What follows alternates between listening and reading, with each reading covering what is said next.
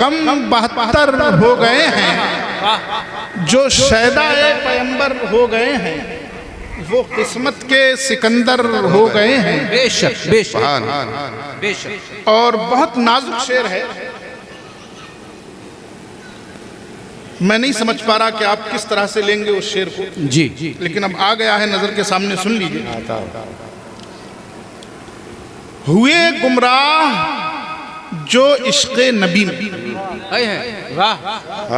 ہوئے گمراہ جو عشق نبی ہوئے میں، گمراہ جو عشق نبی میں، ہوئے گمراہ جو عشق نبی میں، ہوئے گمراہ جو عشق نبی میں، ارے وہی دنیا کے رہبر ہو گئے۔ سبحان اللہ، نعرہ تکبیر، اللہ اکبر، نعرہ رسالت، یا رسول اللہ، نعرہ غوثیہ، یا غوث، بزم اولیاء، ایک نعرہ حیدری، یا علی یا علی، واہ واہ سبحان۔ ہوئے گمراہ جو عشق نبی میں، وہی دنیا کے رہبر ہو گئے ہیں، اور جہاں جبریل تخیل کی وہاں پرواز ہی کیا، تخیل کی وہاں پرواز، تخیل کی وہاں پرواز ہی کیا، جہاں جبریل کے پر ہو گئے۔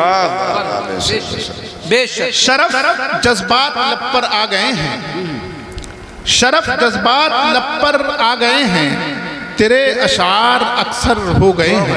واہ واہ سبحان اللہ۔ بہت خوب بہت خوب۔ ایک بار اور درود پاک پیش فرمائیں، پڑھیے اللہم صلی علی سیدنا و مولانا محمد و علی سیدنا و مولانا محمد کما تحب و ترضى صلاة و سلاما علیک یا رسول اللہ یا حبیب اللہ یا نبی اللہ۔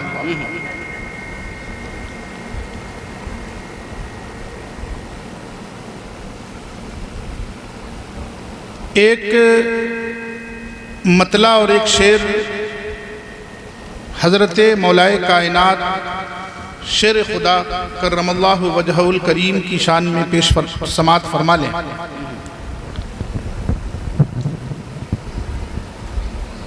نبی بعد شہنشاہ مدینہ،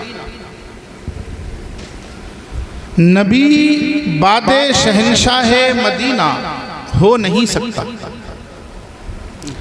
نبی بعد شہنشاہ مدینہ ہو نہیں سکتا، نبی بعد شہنشاہ مدینہ ہو نہیں سکتا، ولی ہوگا مگر حیدر کے جیسا ہو نہیں سکتا، بے شک بے شک، ولی ہوگا مگر حیدر کے جیسا ہو نہیں سکتا، نبی بعد شہنشاہ مدینہ ہو نہیں سکتا، اور ولی ہوگا مگر حیدر کے جیسا ہو نہیں سکتا۔ سبحان اللہ۔ بروز فتح خیبر، بروز فتح خیبر مصطفیٰ نے سب کو بتلایا، سبحان۔ بروز فتح خیبر مصطفیٰ نے سب کو بتلایا۔ معلوم ہے نا خیبر کا در کیسے اکھڑا تھا مولا کائنات نے؟ پیچھے والے بھی بولو، بروز فتح خیبر مصطفیٰ نے سب کو بتلایا، سوائے مرتضیٰ کے یہ کرشمہ ہو نہیں سکتا، واہ واہ سبحان۔ سوائے مرتضیٰ کے یہ کرشمہ ہو نہیں سکتا، نبی بعد شہنشاہ مدینہ ہو نہیں سکتا، ولی ہوگا مگر حیدر کے جیسا ہو نہیں سکتا۔ بے شک بے شک۔ ایک مرتبہ جی لگا کر درود پاک پیش فرمائیں، پڑھیے اللہم صلی علی سیدنا و مولانا محمد و علی آل سیدنا و مولانا محمد کما تحب و ترضى ان تصلی علیہ صلاة و سلاما علیک یا رسول اللہ یا حبیب اللہ یا نبی اللہ۔ اللہ تبارک و تعالی ارشاد فرماتا ہے، لہم البشریٰ فی الحیات الدنیا و فی الآخرہ۔ اس سے پہلے والی جو دو آیتیں ہیں وہ آپ لوگ اکثر سماعت کرتے رہتے ہیں، جس میں اللہ کے ولیوں کا ذکر، اللہ کے مقرب بندوں کا ذکر۔ اللہ کے ولیوں کو نہ کوئی خوف ہے نہ وہ مغموم ہوتے ہیں۔ یہ وہ لوگ ہیں جو ایمان لائے اور ایمان پر قائم رہتے ہوئے پرہیزگاری اختیار کرتے رہے، تقوی کرتے رہے۔ یہ کون ہے؟ یہی وہ لوگ ہیں جنہیں اللہ کا ولی کہا جاتا ہے۔ قرآن اس کے بعد کہتا ہے لَهُمُ الْبُشْرَى فِي الْحَيَاةِ الدُّنْيَا وَفِي الْآخِرَةِ، ان کے لیے یعنی جو اللہ کے ولی ہیں، اللہ کے محبوب مقرب بندے ہیں، ان کے لیے دنیاوی زندگی میں خوشخبری ہے اور آخرت میں بھی خوشخبری ہے۔ بے شک بے شک سبحان اللہ۔ جی قرآن نے دو باتیں کہیں، ایک کہا دنیاوی زندگی میں بھی خوشخبری ہے اور ایک کہا آخرت کی زندگی میں بھی ان کے لیے کیا ہے؟ خوشخبری۔ بولو کیا ہے؟ خوشخبری۔ خوشخبری۔ سمجھنا یہ ہے کہ جب ان کے لیے دنیا کی زندگی میں بھی خوشخبری ہے، آخرت میں بھی خوشخبری ہے، جب یہ دنیا میں بھی خوش ہیں اور آخرت میں بھی خوش ہیں، رب کریم انہیں بشارتیں دے رہا ہے کہ تمہارے لیے دنیا کی زندگی میں بھی بشارتیں ہیں اور آخرت میں بھی بشارتیں ہیں۔ رب ان کا تعارف کراتے ہوئے یہ فرما رہا ہے کہ جو لوگ ایمان لائے اور پرہیزگاری کرتے رہے، ان کے لیے دنیا کی زندگی میں بشارت اور آخرت میں بھی بشارت، یعنی دنیا کی خوشخبریاں بھی ان کو ملنے والی ہیں اور آخرت کی خوشخبریاں بھی ان کو ملنے والی ہیں۔ یہ دنیا میں رہیں گے تب بھی خوشخبریوں کے ساتھ جئیں گے، آخرت میں اٹھیں گے تب بھی خوشخبریوں کے ساتھ اٹھیں گے، اور وہاں رہیں گے تب بھی خوشخبریوں کے ساتھ رہیں گے۔ اس کا مطلب یہ ہوا کہ اللہ کے جو ولی ہوتے ہیں وہ دنیاوی زندگی میں، وہ یہاں کی زندگی میں غم نہیں اٹھاتے ہیں، ان کی زندگی غموں سے بھری ہوئی نہیں ہو سکتی، ان کی زندگی حزن و ملال سے بھری ہوئی نہیں ہو سکتی، ان کی زندگی کسی طرح کی تکلیف سے گھری نہیں ہو سکتی، اس لیے کہ اللہ نے ان کو خوشخبریاں دی ہیں۔ ان کے لیے دنیاوی زندگی میں بھی خوشخبریاں ہیں، لیکن محترم حضرات غور کرو، ہم نے تو دیکھا یہ ہے کہ اللہ کے ولیوں کی زندگیوں میں بھی تکلیفیں ہوتی ہیں، ان کی زندگیوں میں بھی اذیتیں ہوتی ہیں، ان کی حالات میں بھی غم ہوتے ہیں، وہ بھی دکھ بھری زندگی گزارتے ہیں۔ ارے کیا تمہیں نہیں معلوم؟ آج کیا اولیاء کی بات جانے دو، صحابہ کے دور کو دیکھو، کیا حضرت بلال ولی نہیں تھے؟ کیا حضرت صہیب ابن عمیر ولی نہیں تھے؟ کیا انہوں نے تکلیفیں نہیں اٹھائیں؟ کیا انہوں نے اذیتیں نہیں جھیلی؟ کیا انہوں نے ظلم نہیں سیے؟ کیا ان کے صبح و شام غم میں ڈوبے ہوئے نہیں تھے؟ وہ بلال جو اللہ اللہ کی صدائیں لگا رہا تھا اور اس پر ظلم ہو رہا تھا، کیا اس کی آواز میں غم نہیں تھا؟ یقیناً غم تھا، یقیناً اس کی زندگی میں دکھ تھا، یقیناً اس کے صبح و شام میں غم تھا، سب کچھ تھا۔ اسی طرح آپ اولیاء اللہ کو دیکھتے چلے آئیے، جو جتنا نیک ہوگا اس کو اتنا ہی ستایا جائے گا، اس لیے کہ ہماری اور آپ کی زبان میں شرافت سب سے بڑی کمزوری ہوتی ہے۔ اگر وہ نیک بن کر رہنا چاہتا ہے تو اس کا حق ہے کہ ہم ستائیں اور وہ خاموش رہے، اگر وہ نیک بن کر رہنا چاہتا ہے تو اس پر واجب ہے کہ ہم ظلم کریں اور وہ زبان نہ کھولے۔ یہ ہماری سمجھ بن چکی ہے، اس لیے آج کے دور میں بھی جو اولیاء کرام کے گنبد جگہ جگہ چمک رہے ہیں، یا یہ جو قبریں بنی ہوئی ہیں، کیا آپ سمجھتے ہیں انہیں دنیا نے ویسے ہی ولی مان لیا ہوگا؟ ارے نہیں، دنیا والے سنو، ان کی جوانی بھی غم بھری گزری ہوگی، ان کا بڑھاپا بھی غم بھرا گزرا ہوگا، کسی نے کسی اعتبار سے دکھ دیا ہوگا، کسی نے کہیں سے ستایا ہوگا، کسی نے کچھ کہا ہوگا، لیکن ان کے زبان پر کوئی حرف نہیں آیا ہوگا، ان کی زبان سے کوئی بددعا نہیں نکلی ہوگی، انہوں نے اپنے صبر کا مظاہرہ کیا ہوگا، انہوں نے اپنا صبر دکھایا ہوگا، انہوں نے رحمتوں کے پھول برسائے ہوں گے۔ ارے لوگ برا کہنے والے برا کہتے رہے ہوں گے، اور پھر جب ان کے پاس آئے ہوں گے تو وہ شخص جس کی بری بات سن کر رات کو نیند نہیں آئی، وہ شخص جب صبح دعا کے لیے آیا ہوگا تو انہوں نے دعا کرتی ہوگی۔ ارے یہی تو وہ ہیں جو اللہ کے ولی ہیں، ان کی زندگیوں میں غم ہے، ان کی زندگیوں میں دکھ ہے، سبحان اللہ، کوئی دکھ نہیں، ان کے لیے بشارت ہے، بشارت۔ سبحان اللہ، سبحان اللہ، بے شک بے شک۔ بہت اچھا نقطہ، واہ واہ واہ۔ اے مولا کریم، میں جب ولیوں کے حالات پڑھتا ہوں تو ایسا لگتا ہے کہ ان پر ظلم ہوتا ہے، ان کو غم ہوتا ہے، ان کو دکھ ہوتا ہے۔ دیکھیے اولیاء کرام بھی انسان ہیں یا کوئی اور ہے؟ انسان ہے نا۔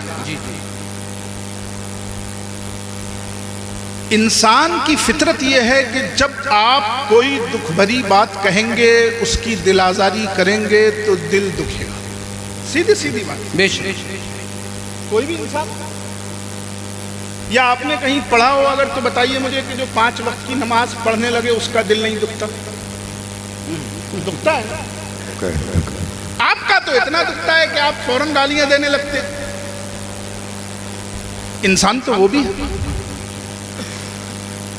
بے شک. آپ نے اسے تکلیف دی، آپ نے اسے ایذا رسانی کی. اچھا، نعرہ تکبیر، نعرہ تکبیر، نعرہ رسالت، نعرہ رسالت، علماء کرام، علماء کرام، نعرہ تکبیر، نعرہ رسالت، نعرہ تکبیر، نعرہ غوث، نعرہ حیدری، نعرہ حیدری، نعرہ حیدری، نعرہ تکبیر، نعرہ رسالت.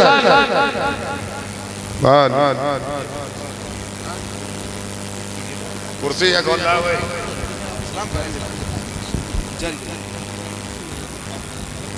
تو کرسی یا کون لاؤ ہے؟ بیٹھ بیٹھ.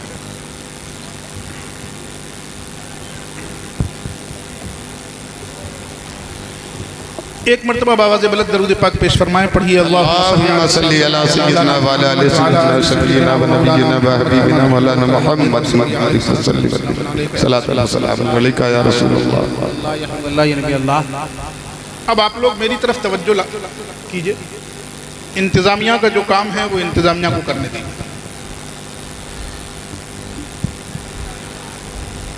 بات یہ چل رہی تھی کہ رب فرماتا ہے لَهُمُ الْبُشْرَى فِي الْحَيَاةِ الدُّنْيَا وَفِي الْآخِرَةِ. ان کے لیے خوشخبریاں ہی خوشخبریاں ہیں. یہ دنیا کی زندگی میں ہوں تب بھی خوشخبری ہے، یہ آخرت کی زندگی میں ہوں تب بھی خوشخبری ہے. مطلب یہ کہ انہیں غم کی خبر کہیں نہیں ہے. انہیں غم کی خبر، جو خبر ان کو ناگوار ہو، جو خبر ان کو بری لگے، وہ خبر ان کے لیے کہیں نہیں ہے. دنیا میں ہیں تب بھی اچھی خبریں ہیں، دنیا میں ہیں تب بھی خوشی کی خبریں ہیں، اور آخرت میں جائیں گے تب بھی اچھی خبریں ہیں. لیکن ہم دیکھتے یہ ہیں کہ جو اولیاء کرام ہیں ان کی دنیاوی زندگی بڑی غموں سے بھری ہوئی. ان کی دنیاوی زندگی بڑی بھری ہوا کرتی ہے. ان کی دنیاوی زندگی ایسی ہوتی ہے کہ آپ کو کوئی دکھ دے تو آپ غصہ نکال لیتے ہیں. ان کو کوئی دکھ دے تو وہ کسی سے کہتے بھی نہیں ہیں کہ ہمیں دکھ. بے شک. بے شک. ان کو کوئی ستائے تو وہ کسی کو کہنے بھی نہیں جاتے کہ ہمیں فلاں نے ستائے. اب یہاں غور کیجئے آپ کہ پھر کیا مطلب ہے. قرآن کہہ رہا ان کے لیے بشارت، ان کے لیے خوشخبری ہے. دنیا کی زندگی میں بھی اچھی خبریں ہیں اور آخرت کی زندگی میں بھی اچھے خبریں ہیں. ہم دیکھ رہے ہیں کہ نہیں آئے دن ایک نئے ظلم کی خبر. آپ سوچئے اللہ کے رسول سے بڑا ولی اور کون ہو سکتا ہے؟ حق ہے. مولائے کائنات سے بڑا ولی اور کون ہو سکتا ہے؟ ارے مولائے کائنات کے بعد ایسا زمانہ آ گیا ان کے بیٹوں کے، ان کے شہزادوں کے سامنے مسجدوں کے منبر سے علی کو گالیاں دی جاتی تھی. گالیاں. صحیح. تو کیا یہ حسنین کریمین کے لیے غم نہیں تھا؟ بالکل. کیا یہ بری خبر نہیں تھی؟ بے شک. یا اگر یہ بری خبر ہے تو کیا حسنین کریمین ولی نہیں تھے؟ تھے، یقیناً تھے. پھر کیا مطلب ہے؟ قرآن کہتا ہے نہیں سنو، ابھی فیصلہ مت کرو، ان کے لیے بشارت ہے. بشارت میں نے کہا ہے بارے اللہ کیسی بشارت؟ وہ کون سی خوشخبری ہے کہ غم بھری زندگی ہے لیکن خوشخبری ہے؟ وہ کون سی خوشخبری ہے کہ دکھوں سے بھری زندگی جی رہے ہیں لیکن خوشخبری ہے؟ وہ کون سی خوشخبری ہے کہ انہیں ظالم روزانہ آ کر دھمکا کے چلا جاتا ہے لیکن وہ کون سی خوشخبری ہے کہ ان کی زندگیوں میں غم ہوتے ہیں، یہ کسی سے کہتے بھی نہیں لیکن پھر بھی خوش ہیں. بے شک. بے شک. آواز آئی کہ بشارت، ان کی وہ بشارت ہے جو عام لوگوں کی پہنچ سے باہر ہے۔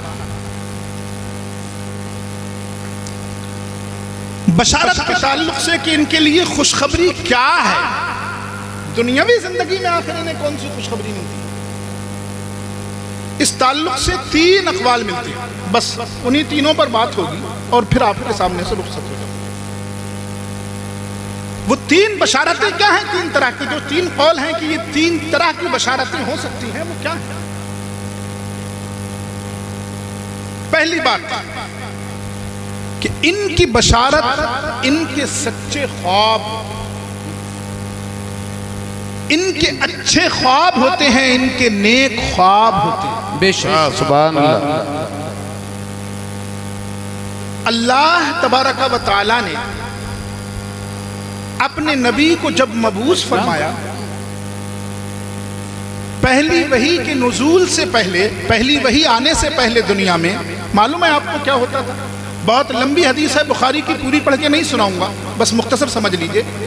جب اللہ کے رسول نے اعلان فرمایا اپنی رسالت کا، اور جب پہلی وحی آئی، اس سے پہلے اللہ تبارک و تعالیٰ نے جو سلسلہ شروع کیا اللہ کے رسول صلی اللہ علیہ وسلم کو وحی تک پہنچانے کا، کہ آپ وحی کے لیے ذہنی طور پر تیار ہو جائیں کہ آسمان سے آپ پر وحی آنے والی ہے، تو معلوم ہے کیا سلسلہ شروع ہوا؟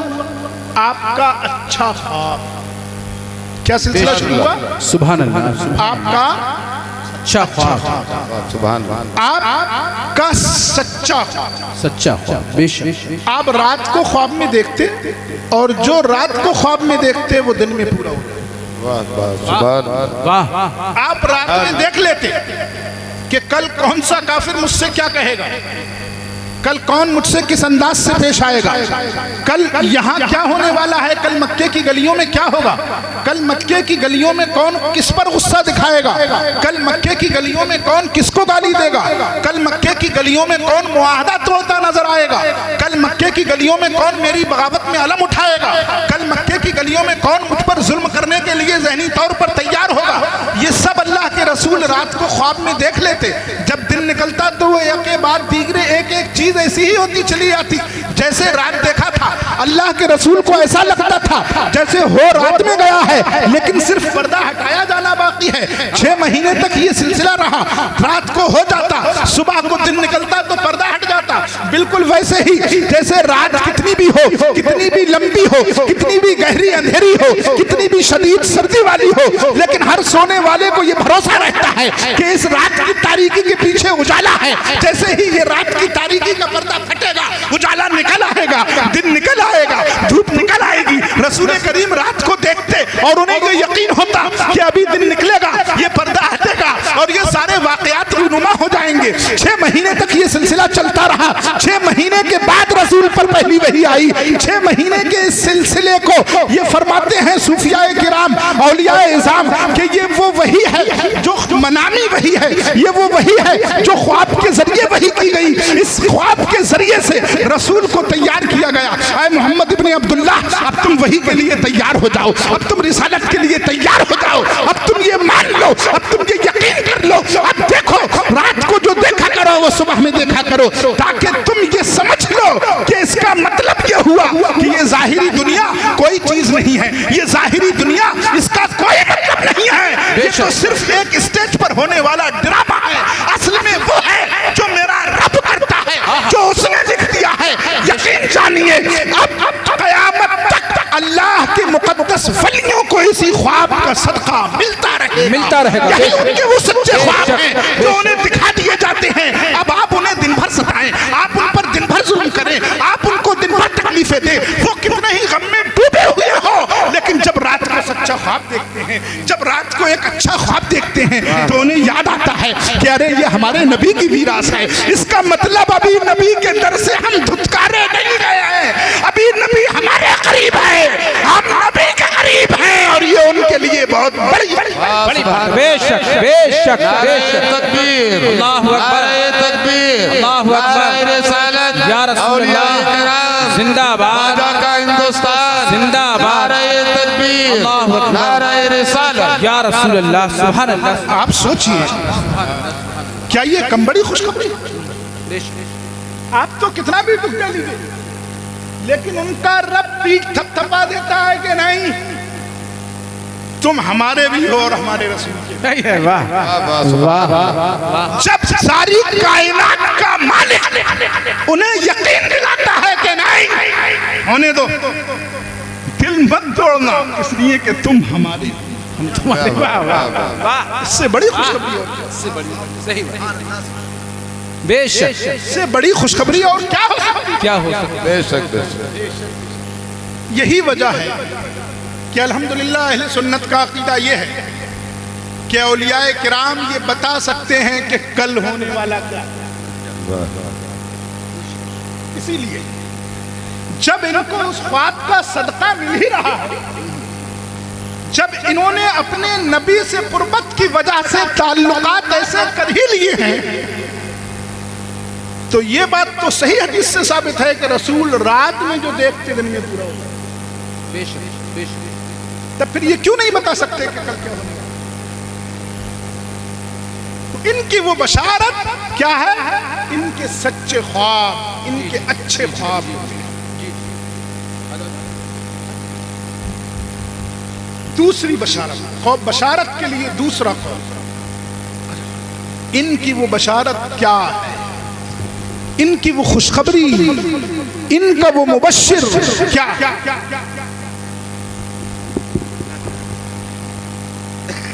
کہ ان کی وہ خوشخبری یہ ہے کہ رب کریم ان کو سب کا محبوب بنا دیتا ہے۔ سبحان اللہ۔ بے شک۔ رب کریم، پیچھے والے بولو رب کریم ان کو سب کا محبوب بنا دیتا ہے۔ سبحان اللہ۔ اور یہ بات سمجھ میں بھی آتی ہے، اس لیے سمجھ میں آتی ہے، دیکھیے دنیا میں ہمارے اندر کتنے بھی کمال آ جائے، کتنا بھی کمال آ جائے، ہم کچھ بھی ہو جائے، لیکن ایمان سے بڑھ کر کچھ ہو سکتا ہے؟ نہیں کچھ ہو سکتا ہے؟ نہیں ہو سکتا۔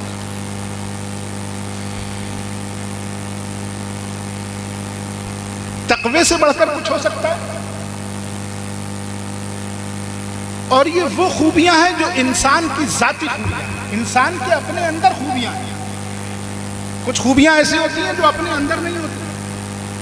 آپ کسی نیک باپ کی اولاد ہیں، یہ آپ کی خوبی ہے لیکن آپ کے اندر نہیں ہے۔ آپ ایک اچھے گاؤں میں رہتے ہیں، یہ آپ کی خوبی ہے، آپ کے لیے آسانی ہے، لیکن یہ آپ کی خوبی نہیں ہے۔ آپ کے بیٹے شریف ہیں، یہ آپ کی خوبی کہلائے گی لیکن یہ آپ کی خوبی نہیں ہے، آپ کا کمال نہیں ہے۔ آپ کا کمال وہ ہے جو آپ کے اندر، آپ کا کمال کیا ہے؟ جو آپ کے اندر۔ اولیاء کرام کا جو کمال ہے وہ ان کے اندر، ان کا اپنا نجی ہوتا ہے، ان کا ذاتی ہوتا ہے، انہیں رب عطا کرتا ہے، ان پر رب انعام فرماتا ہے۔ وہ کیا ہے؟ وہ یہ ہے کہ انہیں تقوی پر عمل کرنے کی، شریعت پر عمل کرنے کی ایسی طاقت دے دی جاتی ہے کہ اب دنیا ان کے کتنے بھی خلاف ہو جائے لیکن وہ اپنا قدم پیچھے نہیں ہٹاتے۔ بے شک بے شک بے شک۔ کسی کو جان لینا ہے تو جان لے لے، لیکن وہ تقوی سے اپنا قدم پیچھے نہیں ہٹا سکتا۔ نہیں۔ اس سے بھی آگے بڑھ کر وہ اپنے سب کام اللہ پر چھوڑ دیتے ہیں۔ کس پر چھوڑ دیتے ہیں؟ اللہ۔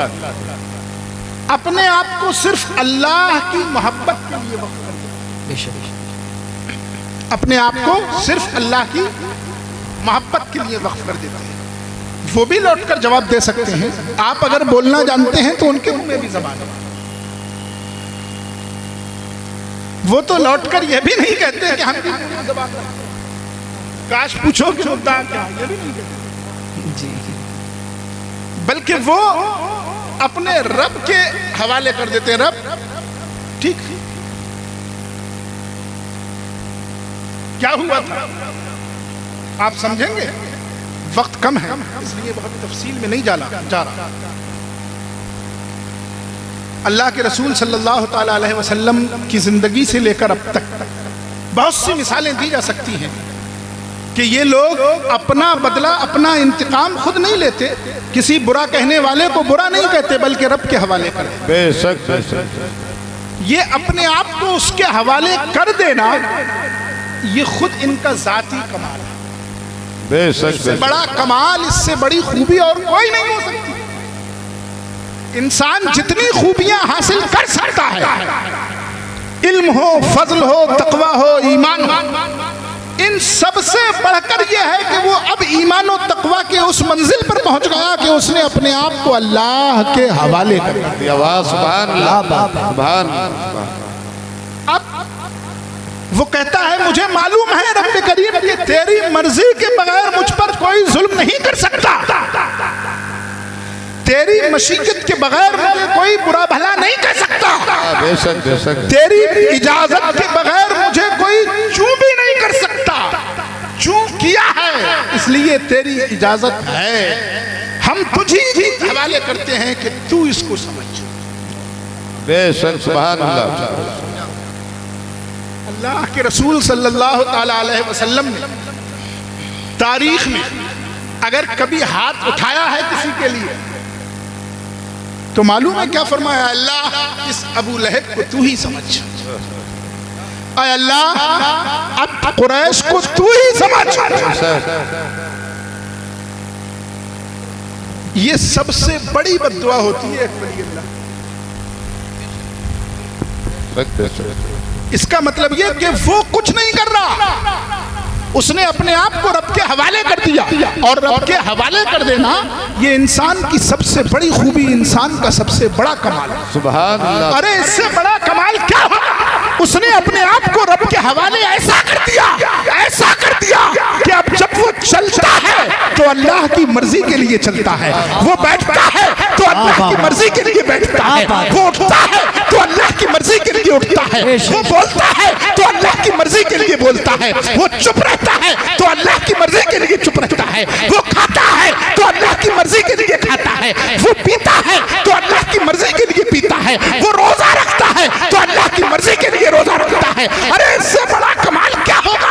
وہ شادی کرتا ہے تو اللہ کی مرضی کے لیے شادی کرتا ہے, جب اس کے سونے جاگنے میں اللہ ہے, جب اس کے کھانے پینے میں اللہ ہے. آپ کو یاد نہیں ہے جب ایک موقع پر پوچھا گیا مولا کائنات سے کہ مولا کائنات یہ بتائیے کہ اولیاء اللہ کسے کہتے ہیں, یہ کون سا گروپ ہے, یہ کیا سنیوں نے کوئی نیا گروپ بنا لیا ہے, یہ کیا ان بدعتیوں نے بنا لیا ہے؟ مولا کائنات نے جواب دیا سنا, اولیاء اللہ کون ہے میں بتاتا ہوں. اولیاء اللہ رب کے بندوں کی وہ جماعت ہے کہ جب انہیں دیکھو تو تمہیں خدا یاد آ جائے, اور میں اس سے آگے بڑھ کر کہتا ہوں کہ ارے انہیں ان کے مرنے کے بعد جب ان کی قبریں دیکھو تو خدا یاد آ جائے. واہ واہ سبحان اللہ. نعرہ تکبیر, نعرہ رسالت, نعرہ غوث, اولیاء کرام زندہ باد, نعرہ حیدری, نعرہ حیدری, نعرہ حیدری, نعرہ تکبیر, نعرہ رسالت. پیچھے والوں کا اگر چپ رہنے کا روزہ نہ ہو وہ بھی بولا کریں. ماشاءاللہ. کیا فرمایا؟ اولیاء اللہ وہ ہیں کہ جب انہیں دیکھو تو خدا یاد آ جائے. واہ واہ سبحان اللہ. تو انہوں نے اپنے آپ کو رب کے ایسا حوالے کر دیا, اپنے سونے جاگنے اٹھنے بیٹھنے کھانے پینے کو رب کا ایسے حوالے کر دیا, ایسا رب کے لیے وقف کر دیا کہ اب ہم انہیں چلتا دیکھیں تو خدا یاد آتا ہے, اٹھتا دیکھیں تو خدا یاد آتا ہے, بیٹھتا دیکھیں تو خدا یاد آتا ہے, لیٹا دیکھیں تو خدا یاد آتا ہے, پڑھتا دیکھیں تو خدا یاد آتا ہے, چپ دیکھیں تو خدا یاد آتا ہے. ارے ان کی صورتیں ایسی ہیں کہ ان کی صورت کو ہم دیکھیں تو ہمیں خدا یاد آنے لگتا ہے. یہ وہ اولیاء اللہ ہے. میں عرض یہ کر رہا تھا کہ چونکہ ان کا حوالے کر دینا یہ خود اپنے آپ میں سب سے بڑا کمال ہے, اور ہمیشہ یاد رکھیے گا کہ کوئی بھی کمال ہو, کوئی بھی خوبی ہو, ہر آدمی جب اسے خوبی سمجھ لیتا ہے تو اس کی محبت اس کے دل میں پیدا ہونے لگتی ہے. آپ نے سمجھ لیا ہے کہ ایک خاص رنگ اپنے آپ میں خوبی ہے. آپ سمجھتے ہیں کہ کالے کے مقابلے میں گورا رنگ یہ خوبی ہے, تو آپ گورے سے محبت کرنے لگتے ہیں. آپ سمجھتے ہیں کہ غریب کے مقابلے میں مالدار ہونا ایک خوبی ہے، ایک کمال ہے، تو آپ مالدار سے محبت کرنے لگتے ہیں۔ آپ سمجھتے ہیں کہ جو فرما بردار بیٹا ہے اس کی فرما برداری اپنے آپ میں ایک کمال ہے، تو آپ اپنے فرما بردار بیٹے سے محبت کرنے لگتے ہیں۔ آپ سمجھتے ہیں کہ اس دور میں اگر کوئی مخلص دوست مل جائے تو اس کا اخلاص اس دور میں بھی باقی ہے، یہ بہت بڑا کمال ہے، تو اگر مخلص دوست مل گیا تو آپ اس کی قدر کرنے لگتے ہیں، اس سے محبت کرنے لگتے ہیں، وہ آپ کا محبوب ہو جاتا ہے۔ ارے جب رب نے اس بندے پر اتنا فضل فرمایا کہ یہ سب سے بڑے کمال کو اس نے اپنے اندر حاصل کر لیا، اس نے اپنے آپ کو رب کے حوالے کر دیا، تو یقین جانو عقل یہ کہتی ہے کہ جب سب سے بڑا کمال اس کے اندر آ گیا تو ہر آدمی چاہے گا کہ میں اس سے محبت کرنے لگوں، اور یہ محبت بندے کی اپنی نہیں ہوتی بلکہ رب فرماتا ہے۔ حدیث میں آتا ہے جب بندہ رب کے قریب ہو جاتا ہے، وہی حدیث جو آپ سنتے رہتے ہیں، تو رب کریم جبریل کو بلاتا ہے اور کہتا ہے جبریل آسمانوں میں ندا کر دو، میں اپنے فلاں بندے سے محبت کرتا ہوں، آسمان کی ساری مخلوقیں اس سے محبت کرتی ہیں۔ جبریل زمینوں میں اعلان کر دو، میں اپنے فلاں بندے سے محبت کرتا ہوں، زمین کی ساری کیا بات ہے، واہ واہ، زندہ باد، بہت اچھا، بہت اچھا۔ یہ ہے وہ محبت جو ان کے لیے خوشخبری ہے، خوشخبری۔ سبحان اللہ، کیا ہے؟ خوشخبری ہے۔ اب ان کا حال یہ ہوتا ہے کہ وہ دیکھ رہے کہ کوئی ہمیں ستا رہا ہے، لیکن انہیں معلوم ہوتا ہے کہ جہاں جہاں محبتیں ہیں اس ستانے کی وجہ سے وہ محبتیں اور زیادہ ہو رہی ہیں۔ سبحان ستا رہا ہے لیکن اس کا ستانا ان کے لیے خوشخبری ہے۔ وہ دکھ دینے کی کوشش کر رہا ہے لیکن اس کا دکھ دینا ان کے لیے خوشخبری ہے، اس لیے کہ جہاں جہاں ان کی محبتیں ہیں وہ شعلہ بن کر بھڑک۔ کیا بات ہے، واہ واہ، سبحان سبحان، بہت اچھا۔ ارے صرف آسمان ہی نہیں، صرف انسان ہی نہیں چاہتا کہ ہم کمال والے سے، خوبی والے سے محبت کریں، جی، درندے بھی چاہتے ہیں، بے شک، انسان نہیں، درندے بھی چاہتے ہیں۔ اللہ کے رسول صلی اللہ تعالیٰ علیہ وسلم کے ایک غلام تھے حضرت سفینہ۔ اب شاید پیچھے والوں کی کچھ سمجھ میں آ جائے بولنا، کیا نام تھا غلام کا؟ حضرت، اب ایک دوسرے کی طرف کو دیکھیں، کیا کہا ہے؟ حضرت سفینہ۔ کیا نام تھا؟ سفینہ۔ سنو، اب سنو، اب دیکھو محبت کیسے ہو جاتی ہے۔ حضرت سفینہ کہتے ہیں کہ ایک مرتبہ میں کشتی سے گزر رہا تھا، ندی سے، سمندر آیا، کشتی ڈوب گئی، میرے ہاتھ میں ایک تختہ رہ گیا کشتی کا، میں اسی پہ بیٹھا رہا۔ اب جب طوفان کی لہریں آئیں اور وہ تختہ اوپر سے نیچے ہو تو اللہ یاد آیا۔ خیر دعا کرتے کرتے، مختصر میں بتا رہا ہوں، دعا کرتے کرتے کہتے ہیں میں کنارے تک پہنچ گیا۔ جب دکھا کہ کنارہ آ گیا، خشک زمین آ گئی، میں نے اللہ کی بارگاہ میں شکر ادا کیا، مولا کریم تیرا شکر، اس بڑے طوفان سے جس میں میرے سارے ساتھی چلے گئے، تو نے مجھے اکلوتے کو بچا دیا۔ واہ، سبحان۔ دیکھ رہے ہیں یہ کون ہے؟ یہ اللہ کے ولی۔ کہتے ہیں شکر ادا کر رہا تھا، ابھی زمین پر اترا نہیں تھا، ابھی زمین دکھی تھی۔ اگر انسان مصیبت میں گرا ہو تو دور سے بھی خیریت دکھ جائے تو خیریت دکھتے ہی شکر ادا کرنے لگتا ہے، اور جب خیریت میں ہو تو دال کھا کر بھی نہیں کر سکتا، اور دال کیا چکن کھا کے نہیں کر سکتا۔ اب جب قریب آئے، جیسے جیسے وہ قریب آتا رہا کنارہ، خوشی بڑھتی رہی۔ جب اترنے لگے تو دیکھا کہ سامنے ایک جنگل ہے، وہاں سے شیر آ رہا۔ اللہ، اب پھر کہا مالک مولا، وہاں سے تو بچایا تھا، اب بچنا مشکل، تو ہی بچانے والا۔ گھبرا گئے،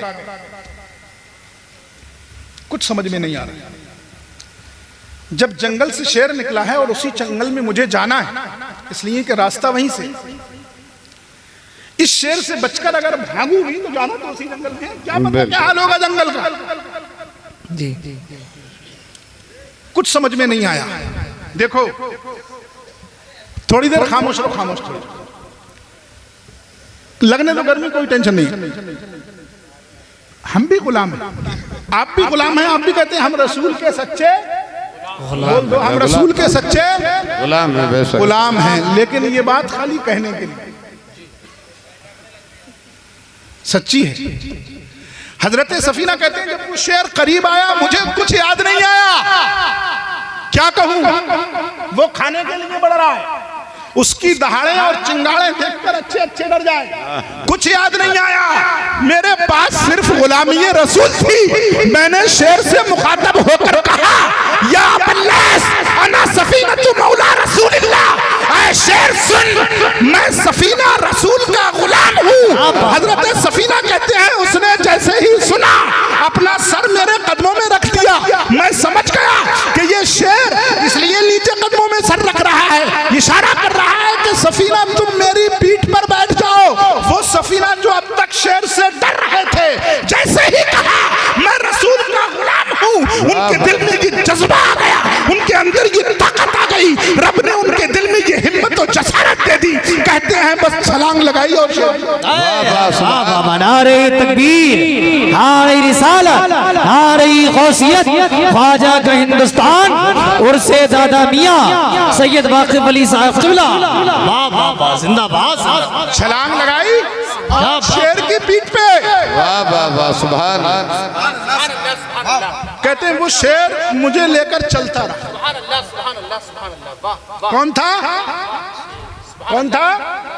بولو یار اب تو بول دو، کون تھا؟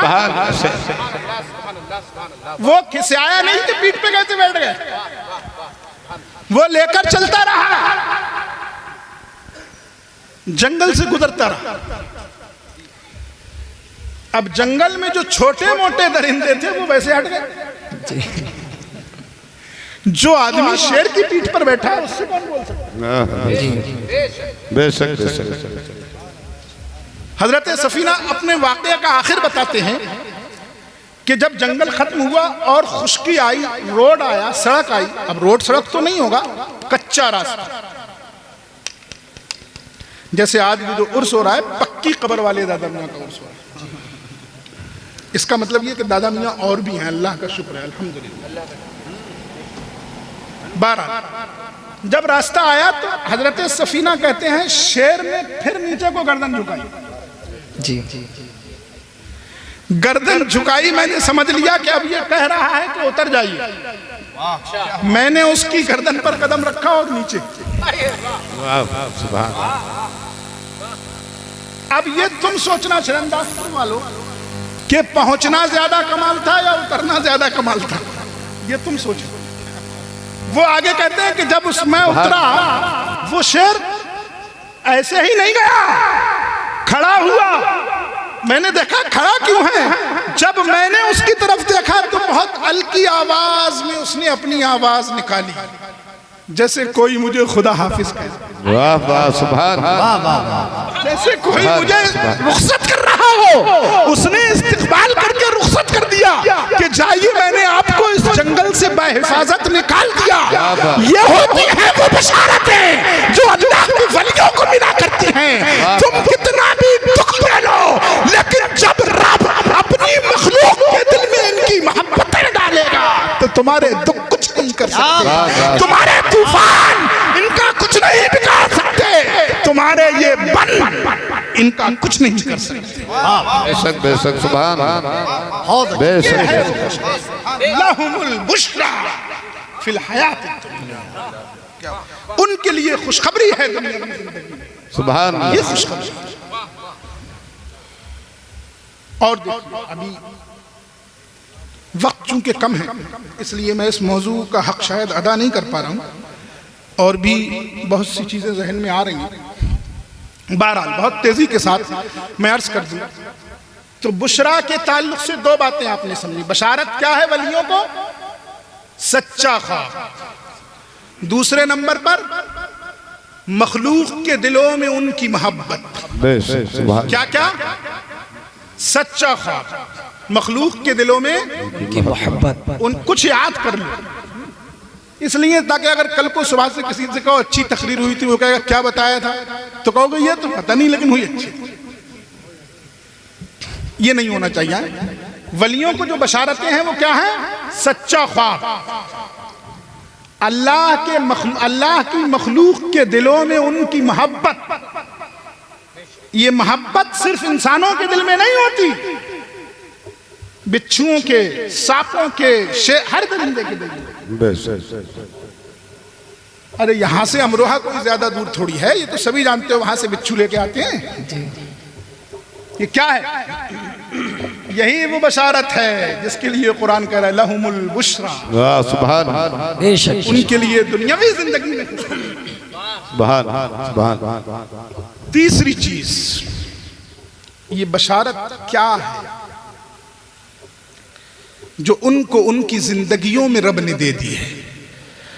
ان کی زندگیاں ہماری طرح ہوتی ہیں، ہم سے الگ نہیں ہوتی، لیکن پھر بھی رب نے انہیں بشارتیں دے رکھی، رب نے انہیں خوشخبریاں دے رکھی ہیں. سبحان اللہ. یہیں سے بات شروع ہوئی تھی کہ انسان کی طرح ہی وہ بھی جیتے ہیں، لیکن ان کی زندگی میں بشارتیں کیا ہیں وہ بتا رہا ہوں میں. آپ نے سنا بے ہوگا شک. کہ نزاع کا وقت بہت سخت ہوتا ہے. نزاع کا وقت بے شک. بولو. ہاں بہت سخت. جب نزاع نہیں سمجھ رہے ہیں شاید. جب جان نکلتی ہو تو جان کنی کا وقت بہت سخت. فقہا نے پاس بیٹھنے والوں کو بھی یہ حکم دیا کہ جو پاس بیٹھے ہوں وہ بھی کلمے کا ورد کرتے رہیں تاکہ اس کی زبان پر بھی کلمہ جاری ہو جائے. ایسا نہ ہو کہ جاتے جاتے کلمہ چھوڑ جائے، ایسا نہ ہو جاتے جاتے کفر کی حالت میں دنیا سے جائے، ایسا نہ ہو شیطان اپنے حملے میں کامیاب ہو جائے اور وہ کفر کے ساتھ دنیا سے چلا جائے.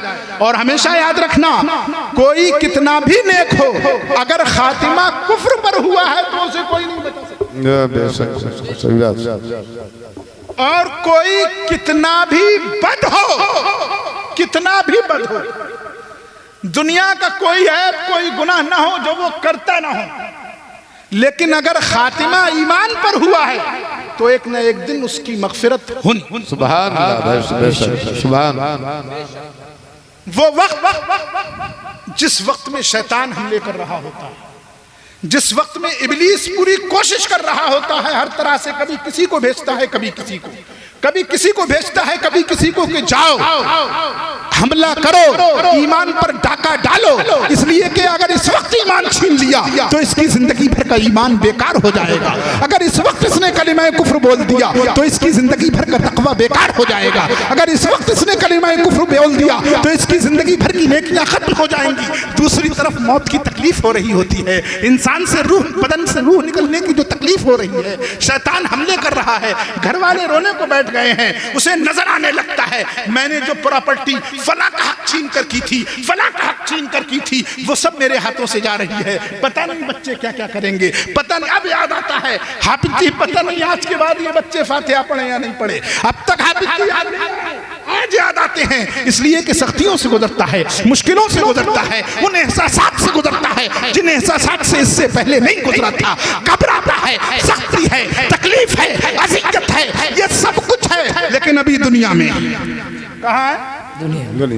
دنیا میں اتنی سختیوں کے بعد ابھی دنیا میں ہیں، اتنی تکلیفوں کے بعد ابھی دنیا میں ہیں. جان نکلنے لگی ہے لیکن ابھی دنیا میں ہیں. حکم یہ ہے کہ ساتھ بیٹھنے والے ورد کرتے رہیں، کلمہ پڑھتے رہیں تاکہ یہ بھی کلمہ پڑھتا رہے. اس لیے کہ جب تک دنیا میں ہے تب تک یہ دنیا کمانا جائے گا. دنیا سے جاتے وقت اگر اس کے لبوں پر کلمہ سجا ہوا جائے گا تو اس کی اور ہی کچھ بات ہوگی. ان سختیوں کے وقت میں جہاں عام آدمی سختیوں کو جھیل رہا ہوتا ہے، ایمان بچا رہا ہوتا ہے، نیکیاں بچا رہا ہوتا ہے، اولیاء اللہ کے لیے خوشخبری یہ ہے کہ رب فرشتوں کو حکم دیتا ہے، فرشتوں اس نے ساری زندگی مجھے نہیں بلایا، اس نے میرے ذکر کو اپنے دل میں رچا بسا لیا ہے، اس نے مجھے ایسا یاد کیا ہے کہ لوگ اسے دیکھ لیں تو مجھے یاد. سبحان. اسے سختیوں سے مت گزرنے دینا. جاؤ کہہ دو استقبال ہے آپ کا. آج کے بعد آپ کے لیے کوئی غم نہیں ہے. آج کے بعد آپ کو کوئی دکھ نہیں دے سکتا. آج کے بعد آپ کو کوئی نہیں ستا سکتا. آئیے تشریف لے آئیے. تتنزل علیہم الملائکہ اللہ تخافوا ولا تحزنوا وابشروا بالجنۃ التي کنتم توعدون. اس پر فرشتے اترنے لگتے ہیں اور وہ کہتے ہیں خوف مت کرو, غمگین مت ہو, سختی کوئی نہیں ہے, آپ کا اپنا گھر ہے, آپ آئیے تشریف لے آئیے. ارے یہی تو وہ جنت ہے جس کا تم سے وعدہ کیا. واہ واہ سبحان. یہ بشارت کہاں ہے؟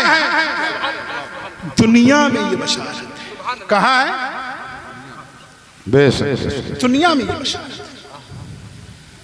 دوسرا لفظ ہے وفل آخرہ, اور ان کے لیے آخرت میں بھی بشارت ہے. سبحان. بس باتیں بہت سی ہیں مگر چونکہ آیت میں دونوں کلمات ہیں اس لیے بات مختصر کرنے سے پہلے, ختم کرنے سے پہلے آخرت کی بھی ایک بشارت بتا دیں. کیا بشارت ہے اولیاء اللہ کے لیے آخرت میں؟ کیا بشارت؟ بہت سی خوشخبریاں ہیں جو ان پر نازل ہونا شروع ہو جاتی ہیں موت ہی کے وقت سے. اللہ کے رسول صلی اللہ, ایک حدیث ہے بس, اللہ کے رسول صلی اللہ تعالی علیہ وسلم فرماتے ہیں